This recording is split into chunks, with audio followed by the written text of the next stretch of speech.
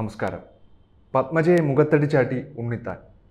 തനിക്ക് പിന്നാലെ ഉണ്ണിത്താനടക്കം കൂടുതൽ കോൺഗ്രസ് നേതാക്കൾ BJPയിലേക്ക് വരുമെന്ന പത്മജയുടെ പരാമർശം ഇപ്പോൾ കാസർഗോഡ് പുലിവാലി പിടിച്ചിരിക്കുകയാണ്. മര്യാദയ്ക്ക് സംവാദത്തിന് വന്നു, അല്ലെങ്കിൽ പത്മജയുടെ 1973 മുതലുള്ള ചരിത്രം വിളിച്ചു പറയുമെന്നൊക്കെയാണ് ഉണ്ണിത്താൻ ആശം പറഞ്ഞുകൊണ്ടിരിക്കുന്നത്.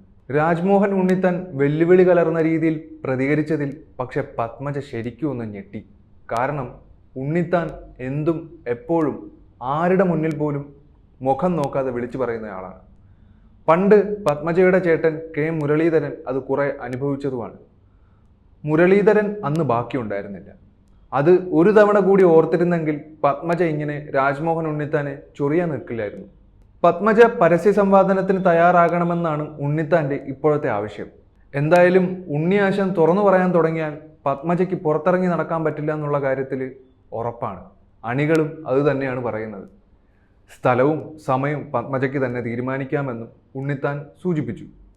അങ്ങനെ രാജ്മോഹൻ ഉണ്ണിത്താൻ BJPയിൽ പോകുമെന്ന പത്മജയുടെ വിമർശനത്തിനുള്ള മറുപടിയാണ് അദ്ദേഹം ഇത്തരത്തിൽ മാധ്യമങ്ങളോട് പ്രതികരിച്ചത്. പിന്നെ എൻ്റെ അച്ഛൻ K. കരുണാകരനല്ലെന്നും രാജ്മോഹൻ ഉണ്ണിത്താൻ സൂചിപ്പിച്ചു. പത്മജയ്ക്ക് മറുപടി കൊടുത്താൽ കുഴിയിൽ കിടക്കുന്ന കരുണാകരൻ പോലും ക്ഷമിക്കില്ല എന്ന് പറഞ്ഞ മുതലാണ് ഇപ്പോൾ പരസ്യ സംവാദനത്തിന് വിളിച്ചതെന്ന് ഓർക്കണം. ഇനി ഉണ്ണിത്താൻ്റെ പ്രസ്താവനയ്ക്ക് പത്മജ പറഞ്ഞത് ഇങ്ങനെയാണ്: രാജ്മോഹൻ ഉണ്ണിത്താൻ മൂത്ത സഹോദരൻ്റെ സ്ഥാനത്ത്, എനിക്ക് മറുപടി പറയാനൊന്നുമില്ല. അല്ലെങ്കിലും പത്മജ ഒരു പാവമാണ്. പുള്ളിക്കാരിക്ക് കിട്ടേണ്ടത് കിട്ടിയപ്പോൾ സഹോദര സെൻറ്റിമെൻ്റലിൽ കാര്യം അങ്ങ് ഒതുക്കി. ഏതായാലും പത്മജയ്ക്ക് സീറ്റ് വേണം, പിന്നെ ഒരു സ്ഥാനവും വേണം. ശരിക്കും അതിനാണ് ഈ പാർട്ടിയും ആദർശവും എന്നൊക്കെ പറഞ്ഞ് വലിയ വീരവാദങ്ങളൊക്കെ മുഴക്കുന്നത്. എന്തെങ്കിലും പ്രസ്താവനകളൊക്കെ പറഞ്ഞ് ജനങ്ങളെ കയ്യിലെടുത്ത് സ്ഥാനം ഉറപ്പിക്കുക എന്ന ലക്ഷ്യമാണെന്ന് തോന്നുന്നു. പക്ഷേ എല്ലാം വൻ ആരോപണ പരാജയത്തിലാണ് കലാശിക്കുന്നതെന്ന് മാത്രം.